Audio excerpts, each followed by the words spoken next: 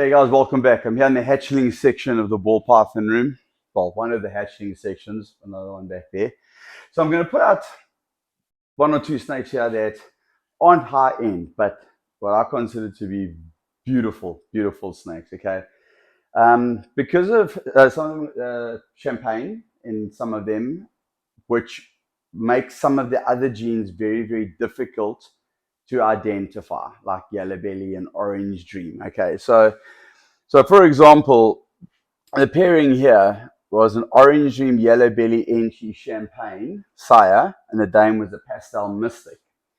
Now, when you throw champagne into the mixer, it's very, very difficult to pick up things like mystic and orange dream and yellow belly. Let me show you why. All right. So first off, I've got this one labeled as a pastel mystic Enchi champagne, possible OD and possible yellow belly, and I'll show you why.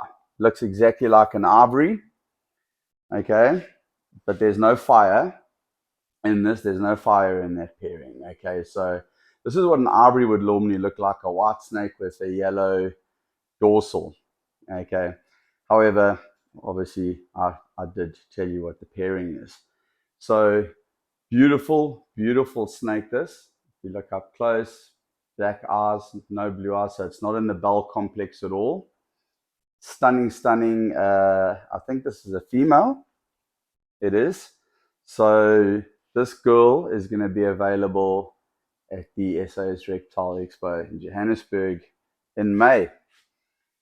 Another one, which is a standout for me, is this beautiful male here, which I've got marked as a pastel Enchi champagne yellow belly mystic, possible orange dream. Okay, now just look at those amazing colors. Okay, so you can see what I think Enchi's done to the pattern. Instead of being a solid yellow gold line down the middle, it's given it that what do you want to call it? Almost like saddles, but not quite. I do believe it's got yellow belly because of how white the sides are.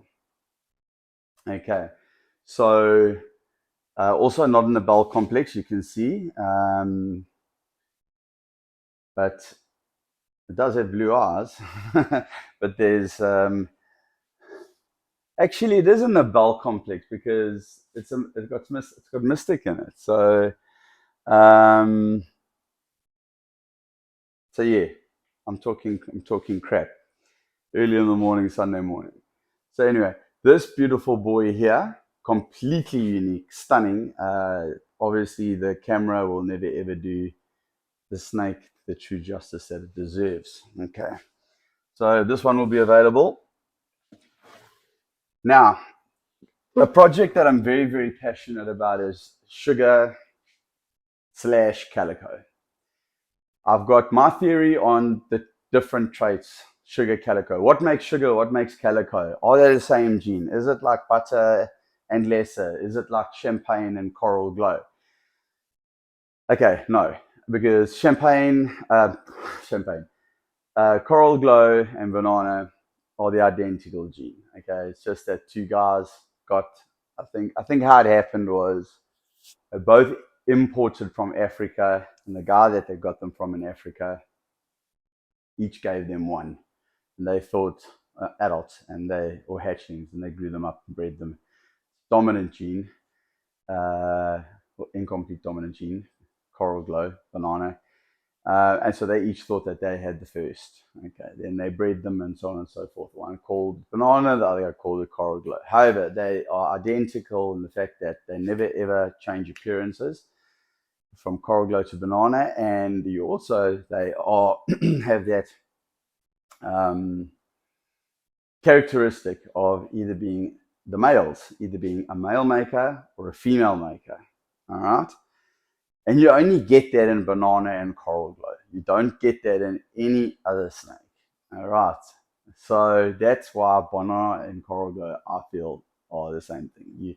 I see a lot of guys advertising their snakes as coral glow, because I know a lot of guys kind of tend to stay away from banana because they don't want male makers. Because you throw a male maker into a banana, if it's with another banana, the bulk of your snakes are going to be male bananas.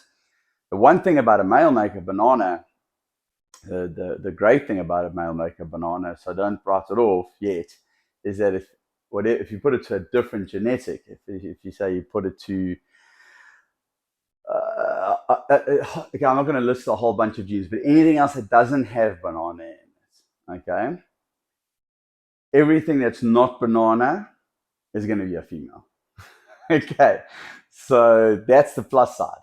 Now, if you put a female maker banana to a banana, 99% of your hatchlings are going to be bananas are going to be female.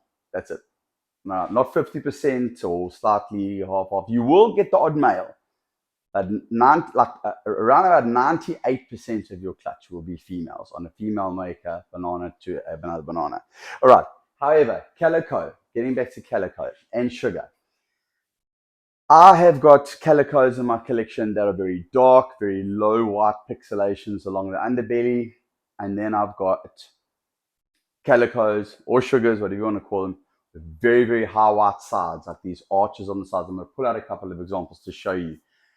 Okay, so for me, and this is purely for me, the way I like to differentiate between the two is saying that they have two different traits. Okay, you get a low white expression and a high white expression. Okay, it's like a pod. You get pods that are high white, medium white, and low white. You even get pods where there is just one saddle, and the only way you can tell it's a pod is by looking at the belly.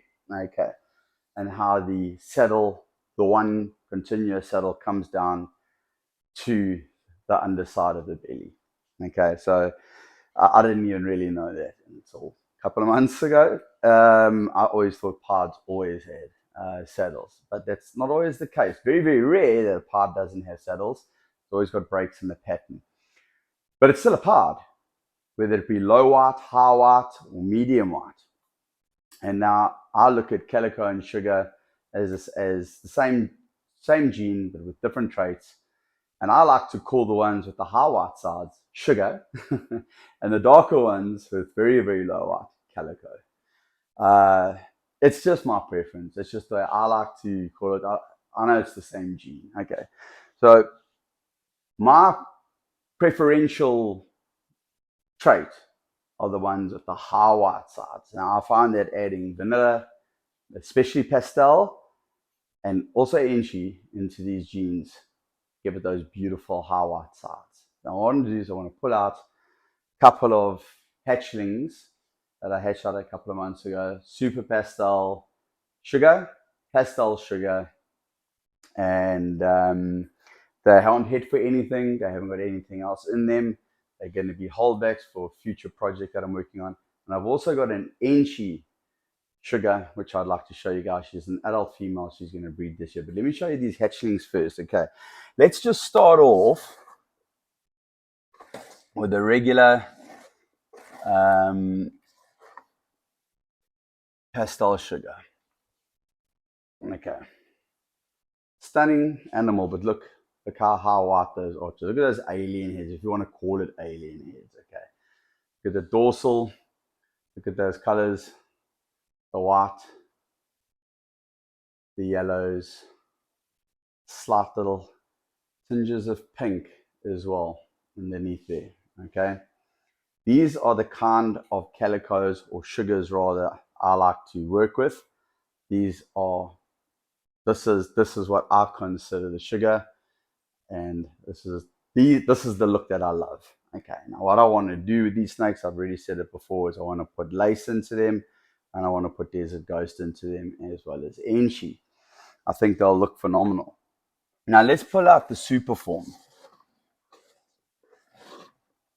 Okay, now this is a super pastel, not the super form of calico, but this a super pastel calico. Look how much lighter it is. Okay, but still very, very high white sides there. Obviously, the dorsal grey with a little bit of white in there. and just overall in general a stunning looking sugar, pastel sugar, super pastel sugar, sorry. Absolutely love this gene, but I'm aiming to make it even more spectacular. I think it can do so much with these patterns and these colors. Even I think more so with the one that isn't super pastel, because you've got more colors to work with. Now let's pull out another one here that I've got. Okay, here's another one that's spectacular. I mean, look at these colors. All right, this is also a pastel sugar. All right. Now, working with these colors, and if we incorporate Desert Ghost into this, and we incorporate Lace into this, which is an enhancing gene, but it's not a recessive, it's an incomplete dominant, I think this snake is going to be on another level. I have seen the visual of a Desert Ghost sugar, and it looks amazing. I'm not sure if it had pastel in it. I think it did. The guys, adding pastel into sugar or calico will almost certainly bring out these beautiful, beautiful white sides. This is a stunning, stunning looking snake. All right. One of my favorite genes, dominant genes to work with. So just hang tight while I grab this beautiful Enchi here. Okay, so this is an Enchi sugar. I'm trying to get her up to size. Sorry, I disappeared off the screen there for a while. She's an adult, very shy at the moment, but look what Enchi does to the pattern. Okay, look at those sides. Just want to get her to calm down a little bit. She's not used to getting pulled out that often. Look how beautiful that is. Look at this. There's alien with that white, that pixelation, and inside you've got that yellow over there as well. Okay, now that's one of the reasons why I want to add Enchi into the Lace Sugar Desert Ghost project. I think Enchi will just make, I love Enchi. I think Enchi enhances everything. This is just an Enchi sugar or an Enchi calico, whatever floats your boat.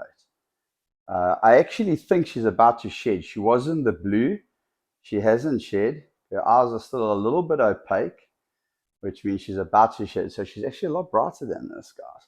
Anyway, on that note, I'm going to say cheers and thanks for watching. I really appreciate it. That's just a handful of the hatchlings that I hatched out this season. We've got quite a lot. I wish I could show you them all, but we'll save that video for another time. Guys, enjoy the rest of your weekend. And if you haven't done so already, like and subscribe. You can find us on Facebook, Morph Market, Instagram, and obviously YouTube. Cheers.